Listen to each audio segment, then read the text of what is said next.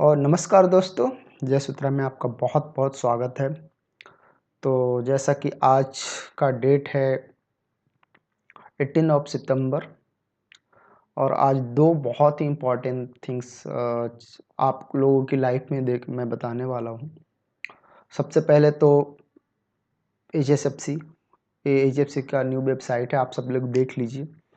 जो भी लोग मोटिवेटेड हैं कि मुझे इसरो में काम करना है और इसरो का वन ऑफ द फाइनेस्ट जिसका फ्यूचर वर्ल्ड में मतलब समझिए कि जो आज आने वाली जितनी भी जनरेशन्स हैं, जब इंडियंस कोई भी हम लोगों में से कोई भी एक इंडियंस जब 2040 तक या बोल सकते हैं 2035 तक इंडियन भारतीय स्पेस स्टेशंस या बोल सकते हैं कि मून मिशंस तक जो पहुंचेगा, जो फर्स्ट लैंड करेगा, जो भी फर्स्ट जो एस्ट्रोनॉट्स बोल सकते हैं, जो भी इंडियंस हो सकते हैं, जो अपना पहला कदम जब चंद्रमा पर रखेगा, तो जो इस वैकेंसी जो आज वैकेंसी आई है, इसमें जो भी बच्चे सिलेक्ट होंगे, समझिए कि वो उसका कंट्रीब्यूशन होगा।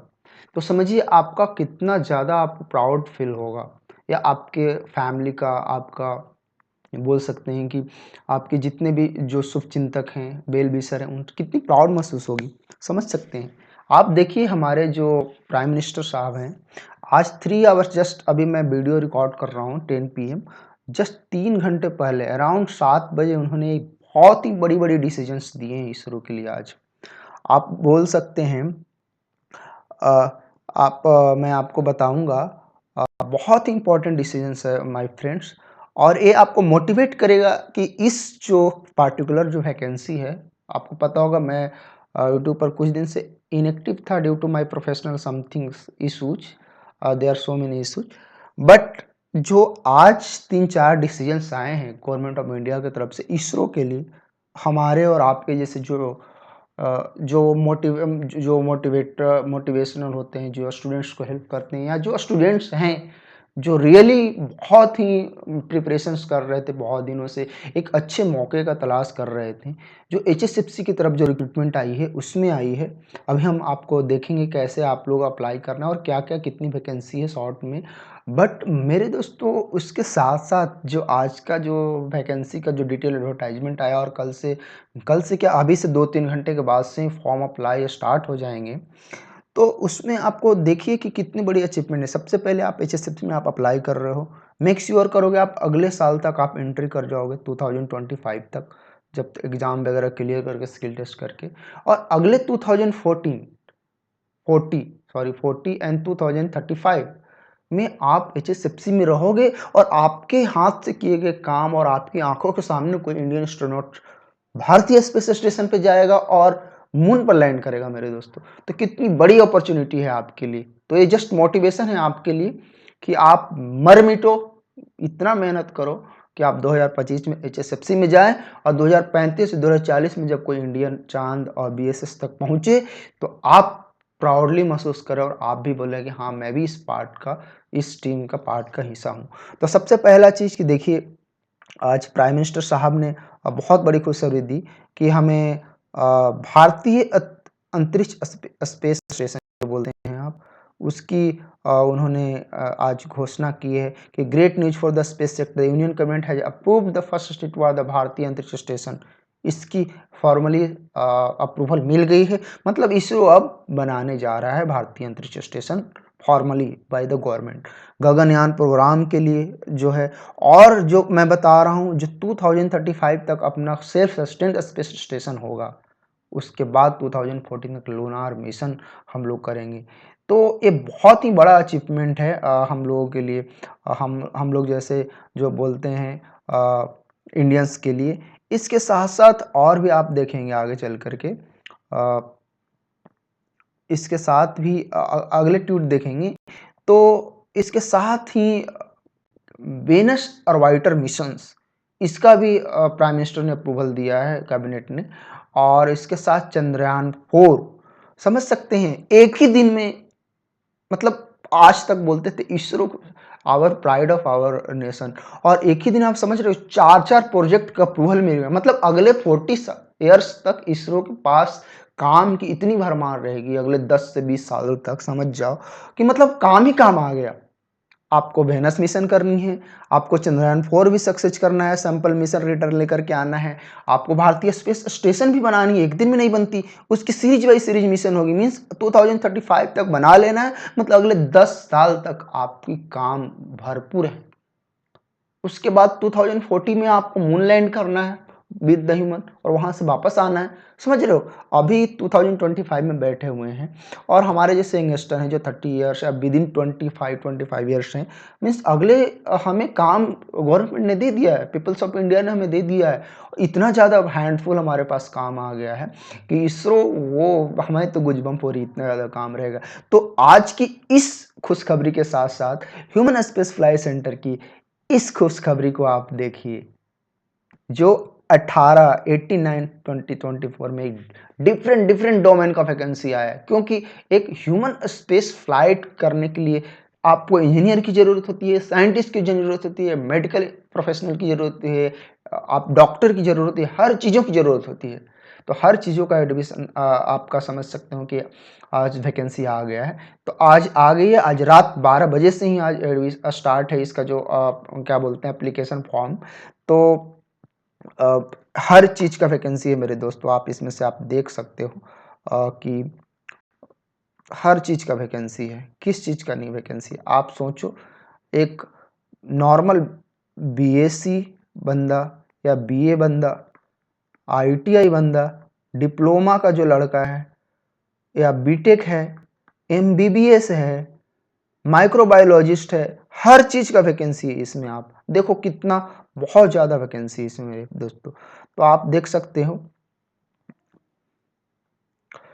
हम आपको जस्ट 10 मिनट में देखेंगे क्या क्या वैकेंसी आई है।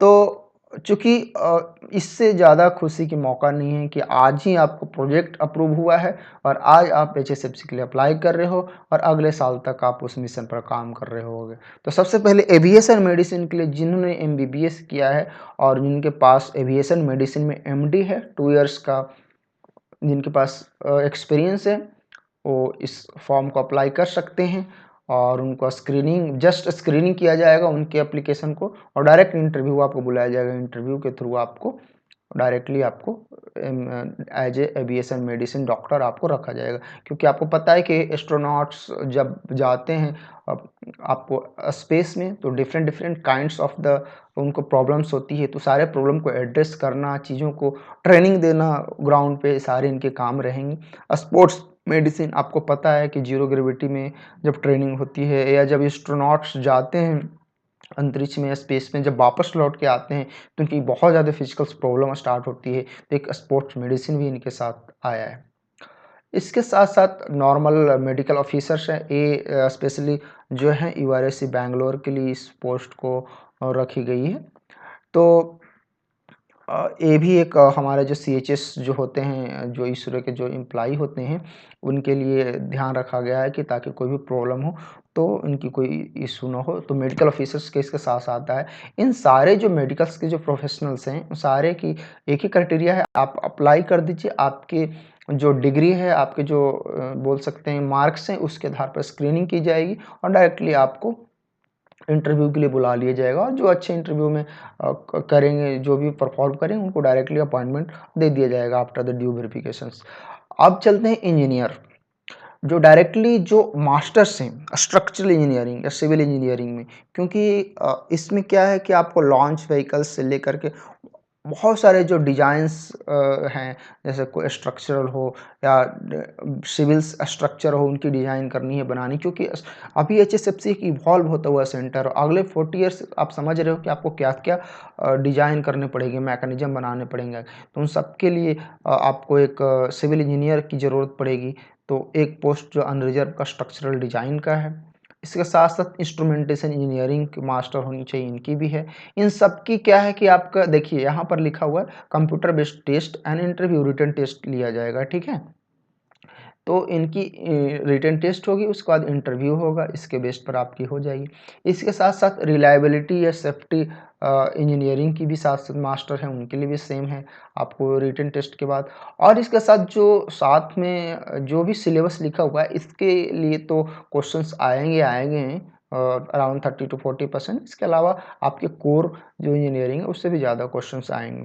और इसके साथ अब प्रोडक्शन इंडस्ट्रियल इंजीनियरिंग का भी है, इंडस्ट्रियल सेफ्टी का भी है, सब मास्टर्स पे हैं सारे के सारे। थर्मल इंजीनियरिंग है क्योंकि यहाँ पर कोर समझिए कि एक ऐसे लोग की ज़रूरत है जो कम्प्लीटली हमारे ह्यूमन स्पेस प्रोग्राम को लीड करेंगे आगे चल करके।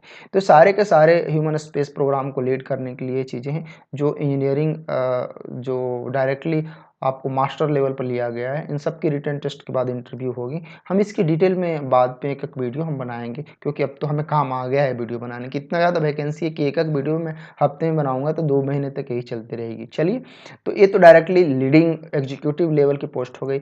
अब आते हैं हम सुपरवाइजरी लेवल की पोस्ट, जो डिप्लोमा जो हमारे फ्रेंड्स बहुत दिन से इंतज़ार कर रहे थे। बहुत सारे व्हाट्सएप, टेलीग्राम मैसेज आते थे कि सर कब आ रहा है, क्या आ रहा है, क्या इसकी वैकेंसी आ रही है?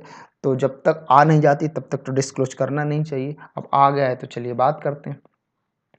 तो इसकी देखिए टोटल 13 इसमें है और लोग बोलते हैं सर कितना परसेंट चाहिए? बस फर्स्ट क्लास चाहिए डिप्लोमा में, आपकी 60% होनी चाहिए। बस आप अप्लाई कर दीजिए। 13 पोस्ट बहुत ज़्यादा पोस्ट है। हमेशा मतलब जैसा वैकेंसी आता है इसरो में इसके लिए बहुत अच्छा है। बस आपकी रिटन टेस्ट होगी इसमें, उसके बाद स्किल टेस्ट के बाद आपकी कंप्लीट हो जाएगी। लास्ट वीडियो में हम बताएँगे कि एग्ज़ाम कैसे होगा और कब तक हो सकता है, थोड़ा देखते रहिए। मैकेनिकल्स के बाद हम देखते हैं तो इसमें सेकंड इलेक्ट्रॉनिक्स की आती है, इसमें भी 11 वैकेंसी है, काफ़ी अच्छा वैकेंसी है। इसमें आप जस्ट आपको फर्स्ट क्लास डिप्लोमा चाहिए और कुछ नहीं, बस इतना ही है। और रिटन टेस्ट इसमें होगी, उसके बाद स्किल टेस्ट के साथ होगी। इलेक्ट्रिकल की 2 वैकेंसी है, थोड़ी कम होती है इलेक्ट्रिकल की, बट काफ़ी अच्छी वैकेंसी है।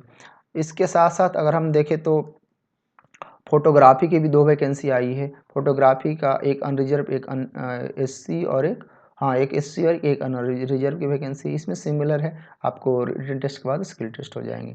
अब देखिए माइक्रोबायोलॉजी जो एक क्यूबी ह्यूमन स्पेस प्रोग्राम के लिए बहुत ही इम्पोर्टेंट बोल सकते हैं कि इसका कंपोनेंट होता है ये चीज़।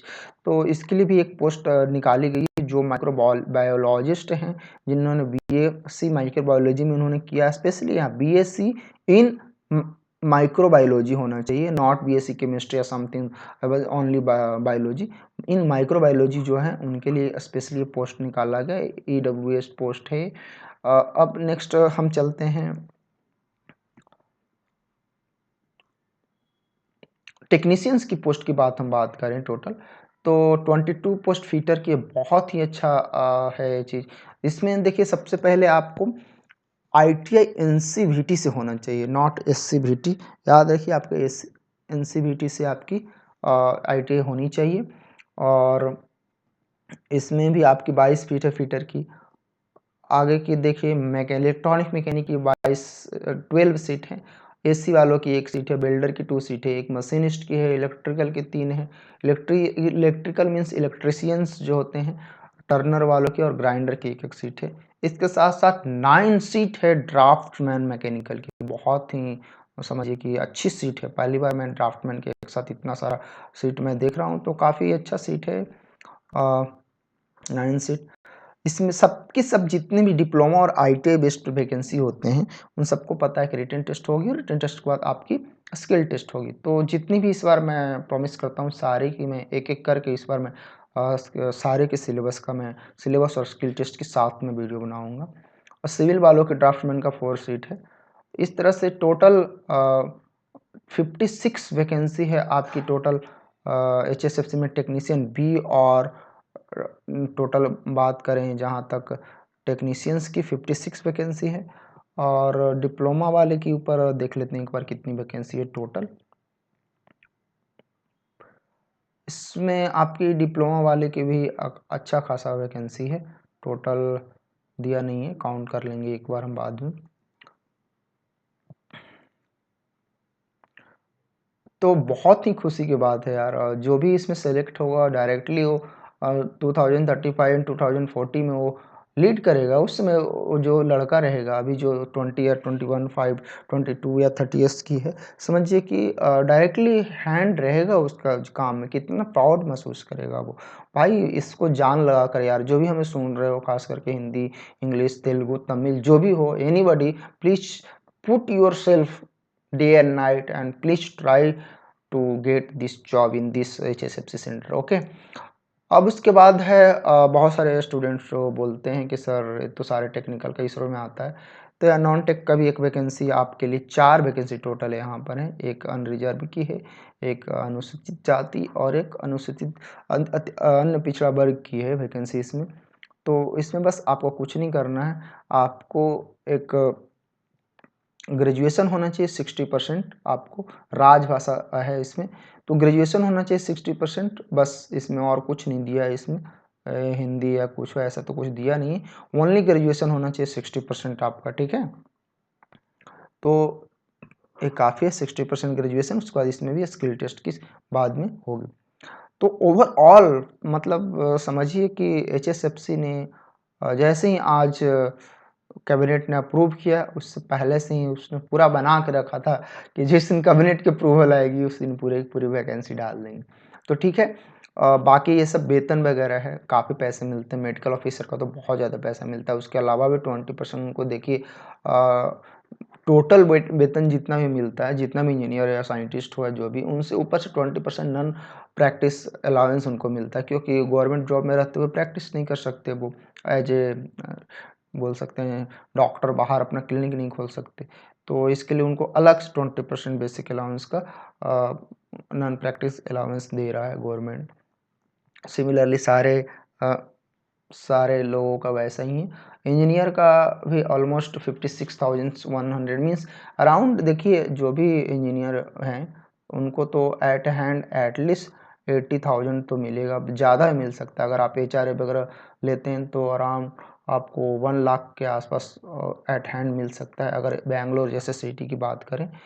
सिमिलरली हम अगर बात करें डिप्लोमा वाले की, तो जो डिप्लोमा के जो हमारे स्टूडेंट्स हैं उनकी भी काफ़ी अच्छे पैसे यहाँ पर मिलते हैं। मतलब मैं बताऊँगा, एक वीडियो मैं बनाऊँगा, इस वीडियो के बाद में HFC बोल रहा हूँ मैं, DRDO, इसरो और बारकी में कंपैरिजन का एक वीडियो बनाऊँगा, किसका कैसा फैसिलिटी और क्या पैसे मिलते हैं। आपको पता चल जाएगा कि सबसे बेस्ट मुझे जो लगा, अगर एट हैंड सैलरी की बात करें, पर्क की बात करें कुछ, या फ्यूचर का कैरियर प्रोस्पेक्टस की बात करें, तो इसरो से अच्छा मुझे तो नहीं लगता पर्सनली। बाकी आप लोग को अगर कोई लगता है तो आप कमेंट करो कि कौन सा डिपार्टमेंट आपको अच्छा लगता है।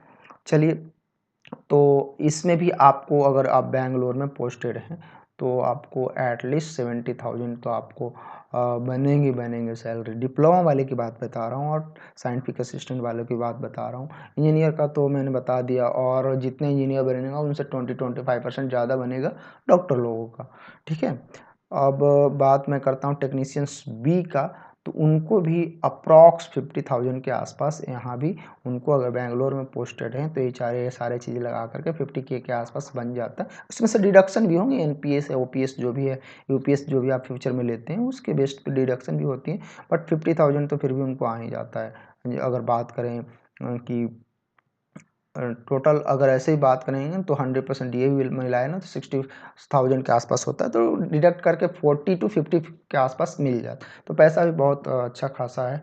तो ये मोटिवेट करता है आप लोगों को मेहनत करने के लिए। सिमिलरली राजभाषा का भी वैसा ही है। तो अब इसमें से दो दो तीन चीज़ देख लूँगा कि अगर हम फाइनली आकर डिप्लोमा वाले की बात करते हैं, सब लोगों का एज, OBC अगर SC ST हैं तो उनकी सबने देखा है कि लास्ट एज तो 35 है, बट 3 इयर्स OBC के लिए आपको अपर एज में छूट मिलेगी, और 5 इयर्स आपको SC एंड ST कैंडिडेट हैं तो आपको छूट इसमें मिलेगी अपर एज में। तो जो जिनकी एज ज़्यादा हो भी गया तो 38 इयर्स तक ही कैन अप्लाई, ओके। अब हम लास्ट डेट देखते हैं कब है। लास्ट डेट हमारा है 9 ऑफ द अक्टूबर 2024, और इसरो में करियर प्रोग्रेशन बहुत ही अच्छा है। आप अगर टेक्नीशियन हैं तो साइंटिस्ट बन सकते हैं, टेक्निकल असिस्टेंट है तो साइंटिस्ट बन सकते हैं, बहुत ज़्यादा है। 750 रुपीज़ सभी लोगों के लगेगी, और 500 रुपये बाद में वापस दे दिए जाएंगे जो अब एग्ज़ाम में अपीयर होंगे। अगर एग्ज़ाम में नहीं अपीयर होते हैं तो उनको वापस नहीं मिलेगा। तो मतलब टोटल 250 रुपीज़ ही हैं। बट क्या है कि बहुत सारे लोग फ्री पहले रहता था इसरो का एग्ज़ाम, तो लोग अप्लाई कर देते थे, एग्ज़ाम देने आते नहीं थे और खर्च तो गवर्नमेंट को पर स्टूडेंट के हिसाब से करना होता है एग्ज़ाम कंडक्ट करवाने के लिए। तो गवर्नमेंट ने बोला कि 750 ले लो, आ जाएगा तो 250 रुपये वापस ले लेना, 500 वापस दे देना, बाकी आपको मिल ही जाएगा। तो बाकी आप payment credit card, UPI, internet banking कुछ से भी कर सकते हैं। प्लस आपको क्या-क्या होना चाहिए? देखिए, सबसे मेन चीज़ ये है कि आप बहुत लोग पुराने फ़ोटो दे देते हैं। मैं आपको सजेस्ट करूँगा कि आप जाइए नया फ़ोटो आप खिंचवाइए और मैं तो ये भी सजेस्ट करूँगा कि आप बैकग्राउंड ब्लू कलर का खिंचवा लीजिए। अभी न्यू फ़ोटो आप शूट करवाइए पासपोर्ट साइज़ का और आपका सिग्नेचर भी आप नया अच्छे तरह से करिए, ब्लू पेन से कीजिएगा। और जितने भी आपकी जो 10th है, आईटीआई है या एक्सपीरियंस सर्टिफिकेट है, डिप्लोमा है, डिग्री है, सबको आपकी स्कैन कॉपी एक पीडीएफ में आप बना लीजिए। वो देखेंगे बाद में क्या-क्या है, वैसे आप पीडीएफ अलग-अलग बनवा लीजिएगा और जेपीजी या पीडीएफ दोनों फॉर्मेट में आप जैसे फ़ोटो और सिग्नेचर तो जेपीजी में बोला है, बाकी ये आपको पीडीएफ या जेपीजी दोनों में बना के आप रखिएगा, जो जैसा अपलोड करने के लिए मिलेगा वैसा आप कर दीजिएगा। प्लस ओबीसी और ईडब्ल्यूएस सर्टिफिकेट है तो आपको देने पड़ेगी, एससी एसटी सर्टिफिकेट है तो वो भी आपको अपलोड करना पड़ेगा। तो इतने डॉक्यूमेंट आप तैयार रखिए। नेक्स्ट देखते हैं क्या है इसके साथ। मैंने बताया आपका फ़ोटो बहुत ही स्पष्ट होना चाहिए। ऐसा होना चाहिए कि आपको देख के लगे हाँ। उसके बाद जितना भी जब भी माँगा जाएगा तो आपको सारे के अभी एक चीज़ और मैं बता देता हूँ, जो भी लोग ओबीसी या ईडब्ल्यूएस नहीं बनाए हैं ना, तो मैं उनको सजेस्ट करूँगा कि 19 अक्टूबर से पहले आप बना लें। बहुत ही इम्पोर्टेंट चीज़ है।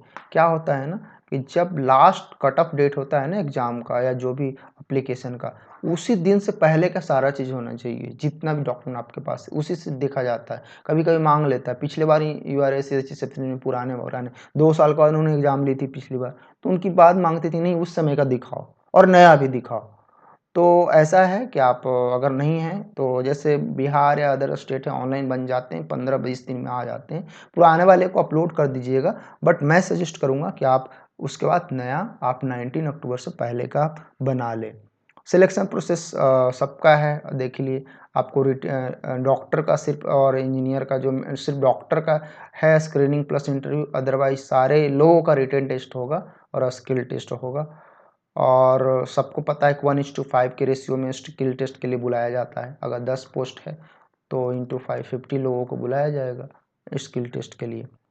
और इसमें कुछ चेंजेज आई है, जैसे पोस्ट नंबर 4 टू 9 अगर हम देखें पहले कुछ अलग था, अभी कुछ अलग चेंजेस देखता हूँ क्या है। Post number 4 to 9 means technical assistant, scientific assistant, technician B और पूरे सारे चीज़ में अगर देखा जाए तो फाइनल पैनल में 50 पे रिटन टेस्ट मार्क्स, 50 पे इंटरव्यू मार्क्स। तो पहले ऐसा नहीं था। अभी पोस्ट कोड 0 ये बहुत ही इम्पोर्टेंट अपडेट है यहाँ पे कि आपको अभी स्किल टेस्ट का वेटेज दिया जा रहा है। 1 minute. Post for generation of the final panelist for post code 4 to 9. Where is the post code 4 to 9? Serial number post code, sorry, हाँ, only for engineers 4 to 9 it is written that कि written test plus interview दोनों का weightage लिया जाएगा, but other नहीं रहा। Skill test अभी भी गो एंड नो गो ही है, तो वही मैं देखना चाहता कि चेंज तो नहीं हो गया। तो 4 to 9 मीन्स इंजीनियर का है written test plus skill interview दोनों का वेटेज दिया जाएगा। अदरवाइज इसमें देखिए क्वेश्चंस पेपर का हम डिप्लोमा और इस पे देखते हैं, ये सारे तो वैसे ही हैं पुराने जो आईसीआरबी की जैसे क्वेश्चंस आती है वैसे बी टेक में। अगर डिप्लोमा की बात करें तो देखिए आपको 90 मिनट में 80 क्वेश्चंस रहेंगे टेक्निकल असिस्टेंट या टेक्नीशियन बी के लिए। 1/3 एवरी इनकरेक्ट आंसर के लिए डिडक्ट किए जाएंगे। और skill test will be only qualifying nature, means 100 marks की ए रहेंगे और 80 है ना, 80 मार्क्स के ए रहेंगे। तो आपको 80 मार्क्स में ही जितना ज़्यादा मार्क्स आपको आएंगे उसी से आपकी सिलेक्शन होगी। इससे जस्ट पासिंग मार्क्स है, 50% आपको लाना है और रिजर्व कैटेगरी है तो 40% भी हो जाता है। तो यहाँ पर लिखा हुआ है जैसे आपको अनरिजर्व है 32 मार्क्स आपको रिटन टेस्ट में लाना ही लाना है, तभी जा करके आप स्किल टेस्ट के लिए जाइएगा। इसमें 50% लाना है, इसमें 24 मार्क्स लाना है। ये मिनिमम है, मीन्स एक स्टैंडर्ड है कि अगर कुछ भी नहीं आया तो इससे नीचे तो बच्चे को नहीं बुलाएगा। सिविल दावा स्किल टेस्ट के लिए 40 मार्क्स लाना ही लाना है आपको पास होने के लिए, ठीक है। तो सिलेबस की बात करें तो यहाँ तो कुछ देते नहीं है, बट जैसा मैं देता रहता हूँ लोग इस बार अपडेटेड मैं सब लोग को बताऊँगा। करिकुलम बेस्ड मतलब जो आपने पढ़ाई किया है डिप्लोमा और ITI में उसी के बेस्ड पर थ्योरेटिकल और प्रैक्टिकल क्वेश्चन आपसे पूछे जाएंगे। सिमिलरली आपका जो आपने पढ़ा है प्रैक्टिकल किया है डिप्लोमा और ITI में उसी के बेस्ड पर आपके स्किल टेस्ट लिए जाएंगे, करिकुलम बेस्ड रहेगा। तो सारे इतनी रहेगा। 40% लाना है रिजर्व वाले को और 50% मार्क्स स्किल टेस्ट में लाना है अनरिजर्व वाले को, तभी जाको आपको रिटन टेस्ट के मार्क्स पर ही आपको इम्पैनल किया जाएगा, मीन्स मेरिट लिस्ट बनाया जाएगा। और अगर किन्हीं का मार्क्स रिटन टेस्ट का मार्क्स बराबर हो गया तो टाई ब्रेकर किया जाएगा। आपको पता है कि जैसे आपका दोनों का मार्क्स हो गया था सबसे पहले डिप्लोमा और ITI का मार्क्स देखा जाएगा, अगर वो भी बड़ा है तो 10th का देखा जाएगा, अगर वो भी बड़ा है तो आपका डेट ऑफ बर्थ दिखा जाएगा। तो इस तरह से टोटल ऐसे दिए गए हैं। और अब बात मैं करता हूँ कि एग्ज़ाम कैसे होगी और किस मोड में होगी, थोड़ा ध्यान से सुनिएगा। एग्ज़ाम तो CBT होगी, याद रखिए। अभी कुछ दोस्त का मैं वीडियो देख रहा था, कुछ लोग बोल रहे थे कि रिटन टेस्ट ऑफलाइन होगा। नहीं, अगर जब भी ऑफलाइन इसरो एग्ज़ाम अगर लेता है तो इतने सारे सेंटर में नहीं करवाएगा टेक्निकल असिस्टेंट और टेक्नीशियन की एग्ज़ाम। वो देखो साइंटिस्ट इंजीनियर का करंट लिखा है ना CBT रिटन टेस्ट सेम दिन। और मैं क्लू बताता हूँ कि कैसे। CBT ही होगा और TCS के द्वारा लिया जाएगा, मीन्स डिजिटल आयन जोन जहाँ जहाँ है।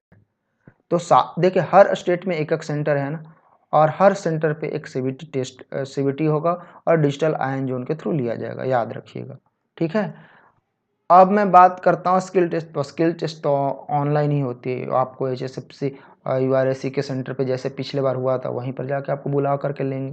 तो 19 टोटल सेंटर है, हर स्टेट के एक सेंटर दे दिया है, साउथ में थोड़ा ज़्यादा दे दिया है। अब लोग पूछते हैं कि sir the post are temporary but likely to continue, इसको प्रोबेशन पीरियड बोलते हैं। एक परमानेंट पोस्ट है, बट कोई भी गवर्नमेंट जॉब में इवन द IAS में तो 2 ईयर्स तक टेम्पोररी होता है। अगर कुछ आप कर लिया तो बीच में आपको हटा देगा। इसी तरह से 1 ईयर्स तक अगर मान लें कि आपके बीच में आपने कहीं डाका डाल दिया था, चोरी डाल दिया था, 1 साल के अंदर वेरिफिकेशन में पता चला कि आप तो चोर थे, तो आप पुलिस का वेरिफिकेशन में आपको क्लियर नहीं पाया गया तो हटा देते हैं। इसलिए 1 साल तक वो क्या होता है ना, टेम्पोररी होता है पोस्ट, उसके बाद हमेशा के लिए परमानेंट बन जाता है। तो ये जो लिखा रहता है ना, इसके लिए टेंशन नहीं लेना है, ठीक है। अब बाकी सारे के सारे नॉर्मल जो लिखे रहते हैं वही है। अगर आपको कोई भी दिक्कत है तो आप इस वाले RMTHSFC ये जो अपने जो मेल ID है इस पर आप भेज के अपनी क्वेरी पूछ सकते हैं। इसके अलावा सबसे बड़ी बात कि जो जॉब में है, अभी गवर्नमेंट जॉब में हो या कहीं और किसी का भी जॉब में हो, तो आपको यूनिवर्सिटी लाना बहुत ज़रूरी है। अगर यूनिवर्सिटी आप नहीं लाते हैं तो क्लियर लिखा है इन्होंने इस बार हाईलाइट करके कि आपको इंटरव्यू और कौशल परीक्षा में भाग लेने की अनुमति नहीं दी जाएगी और आपकी कैंडिडेचर को रिजेक्ट कर दिया जाएगा, ठीक है। तो ये आपका हो गया, ठीक है। ट्रेवलिंग अलाउंस सबको मिलेंगे जो स्किल टेस्ट देने आएंगे, उनको AC का स्लीपर क्लास का टिकट का फेयर दिया जाता है। बाकी सबको देखिए यहाँ पर लिखा हुआ है कि latest copy of caste certificate आपको देना पड़ेगा जब भी आप स्किल टेस्ट में जाएंगे। तो आपको इसलिए मैं बोल रहा हूँ कि आप 19 अक्टूबर का लास्ट डेट है ना 2024, तो आप इस तक ओबीसी अपना बना लो एक नया, अगर पुराना है पुराना वाला अपलोड कर दो, नो इशू। ओबीसी बना लो, ईडब्ल्यूएस बना लो, जिनकी एससी एसटी है वो एसटी एसटी बना लो। तो आपको स्किल टेस्ट तक आपको लेटेस्ट आपको देना पड़ेगा, जो पहले है वो अपलोड कर दो, बट लेटेस्ट आपको तो देना पड़ेगा, ठीक है। और सेम चीज़ ईडब्ल्यूएस के लिए आपको 2023-24 का चाहिए, और यह लिखा हुआ है ना इनक्यू certificate and valid for the financial 2024-24। तो मैं बोलूँगा कि आप नया ही बना लो, सबसे बढ़िया 2024-25 का आपको फाइनेंशियल ईयर के लिए वैलिड होना चाहिए, एक नेक्स्ट 1 ईयर के लिए। तो आप 19 तारीख से पहले बना लो मेरे दोस्त, ताकि बाद में कोई प्रॉब्लम ना हो, ठीक है। अब हम चलते हैं पीडब्ल्यूडी को। तो पीडब्ल्यूडी का जिनका है वो भी उनको अपलोड करना पड़ेगा आपको पीडब्ल्यूडी सर्टिफिकेट, और जिनको भी स्क्राइब चाहिए वो आपको अपने खर्चे पर स्क्राइब की व्यवस्था करनी पड़ेगी, और उसका भी आपको पहले से ही आपको देना पड़ेगा, अपलोड करना पड़ेगा एग्ज़ाम से पहले। ओनली इंडियन नेशनल अलाउड, हर कोई को पता है। बायोमेट्रिक वेरिफिकेशन आपको किया जाएगा एग्ज़ाम के दिन में, ठीक है। बस यही कुछ है। और याद रखने जोग बात है कि आपको अभी 19 तारीख को 10 बजे से स्टार्ट हो जाएंगे कल, ठीक है, और 9 अक्टूबर तक लास्ट डेट है। तो आपको समझिए कि 19 सितंबर से 9 अक्टूबर तक आपको ऑलमोस्ट 9 अक्टूबर है ना, हाँ 20 डेज का ऑलमोस्ट टाइम दिया गया है, 20 डेज तक का टाइम है। तो अब सबसे बड़ी बात रही कि क्या पूछा जाएगा, तो उसके लिए हम अलग से एक वीडियो बनाएंगे। अब 2-3 चीज़ें आपको क्लियर कर देते हैं। एग्ज़ाम इसकी सीबीटी होगी, कंप्यूटर बेस्ड टेस्ट, 80 क्वेश्चंस है, 90 मिनट में है।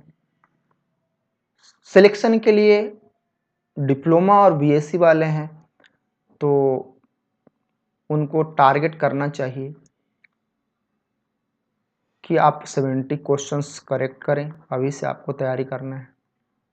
ओबीसी हैं तो 65 एंड एबव करेक्ट करें, 65 to 68 भी जाता है, अदर वाले इसके नीचे चल जाएगा। सिमिलरली हम सबको एक टारगेट दे रहे हैं, आपको सिलेक्शन के लिए टारगेट दे रहे हैं, कट ऑफ ऊपर नीचे जाएगा based of the question paper जैसा हम देखेंगे, ठीक है। सीबीटी बेस्ड क्वेश्चन होगी, और आपको 20 डेज का, देखिए अक्टूबर 9 को आपका लास्ट डेट खत्म हो रहा है, तो मेरे हिसाब से दिसंबर तक एग्जाम हो जानी चाहिए, नहीं तो मैक्स जाएगा तो जनवरी जाएगा। तो दिसंबर, ये भी हो सकता है कि आपको नवंबर टू दिसंबर के बीच में कभी भी एग्ज़ाम आपको हो जाएगी, तो आपको माइंड मेकअप रखना चाहिए कि दिसंबर तक लास्ट एग्ज़ाम हो जाएगी। बहुत ज़्यादा केस कुछ गलत होता है तो जैन जा सकता है, नहीं तो इतना तक फिनिश हो जाएगा। अब हम बात करते हैं कि क्यों सीबीटी होगा। बहुत लोग बोलते होंगे कि नहीं भाई ऑफलाइन होगा, नहीं। देखिए अब हम आते हैं एचएसएफसी के वेबसाइट पे, और कैसे आपको फॉर्म भरना है। जस्ट वेबसाइट खोलना है hsfc.gov.in, कैरियर पे जाना है, कैरियर पर जाएंगे, थोड़ा नीचे आइए, फिर एचएसएफसी पर आप क्लिक कीजिए। एचएसएफसी पर ऐसे क्लिक करेंगे तो आपको देखिए नीचे आपको दिखेगा ये वाली वैकेंसी, इस पर आपको ऑनलाइन लिंक पर क्लिक करना है। लिंक जैसे ही खोलेंगे तो आपको क्या दिख रहा है मेरे दोस्तों, CDN-DGLM, ये क्या है, नथिंग बट टीसीएस की वेबसाइट है।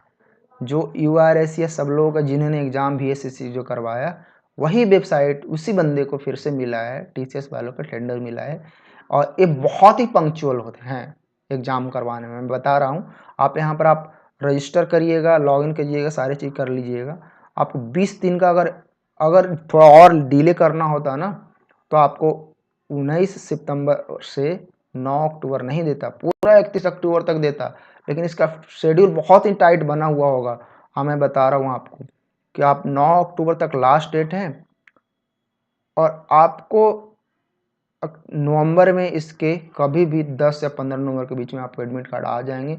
हो सकता है कि नवंबर लास्ट वीक से भी एग्जाम स्टार्ट हो जाए, या दिसंबर तक तो हो ही जाएगा जैसा मेरा मन करता है, और जब ज़्यादा हुआ तो जनवरी गया। तो देखिए टीसीएस एग्जाम ले रहा है तो पक्का सीबीटी एग्जाम ही होगा, ठीक है। और क्वेश्चन तो रहते ही हैं उसके वैसे ही, जैसा आपको इसके प्रीवियस ईयर्स का क्वेश्चन है हमारे वेबसाइट पर, तो आप जा कर के आप जय सूत्रा की वेबसाइट में आपको जाना है और सिंपली डाउनलोड में जाना है, प्रीवियस ईयर इसरो पर क्लिक करना है, आपको पुराने प्रीवियस ईयर के सारे क्वेश्चंस पेपर यहाँ पर मिल जाएंगे टेक्निकल असिस्टेंट। बाकी मैं ट्राई करूँगा कि जो लेटेस्ट लेटेस्ट हैं और जो भी वो सब मैं आपको जल्दी से प्रोवाइड करा दूँ। तो बस इतना ही है, जल्दी से हम मिलेंगे एक नए नए वीडियो में, और अब सिलेबस वाली नई वीडियो, अपडेटेड वीडियो, अच्छी वीडियो मैं बनाना स्टार्ट कर दूंगा। और जिनकी भी कुछ कंप्लेन हो, चीज़ें हों, आप हमें कमेंट बॉक्स में कर सकते हैं, अदरवाइज़ हमारे जो व्हाट्सअप नंबर है उस पर भी आप कर सकते हैं। तो बस आप रजिस्टर कर लीजिए, यहाँ से टू रजिस्टर, यहाँ से आप रजिस्टर कर लीजिए। और चूँकि आज तो नहीं है, कल से स्टार्ट होगा, 10 बजे से स्टार्ट होगा, तो आप कल से स्टार्ट कर दीजिए। कल मैं भी एक देखता हूँ कि कैसा होता है, रजिस्ट्रेशन की एक वीडियो मैं बनाऊँगा। तो तब तक के लिए धन्यवाद, और बहुत बहुत ही बधाई है सबको कि आप HSFC के एक से जुड़ने जा रहे हैं, और आप देश के मानव मिशन, गगनयान और मूनयान में आप आगे भागीदारी बनेंगे। तो thank you very much, and please subscribe, share and like, ताकि मैं आपके लिए हमेशा वीडियो बनाने का मुझे मोटिवेशन मिलता रहे। Thank you.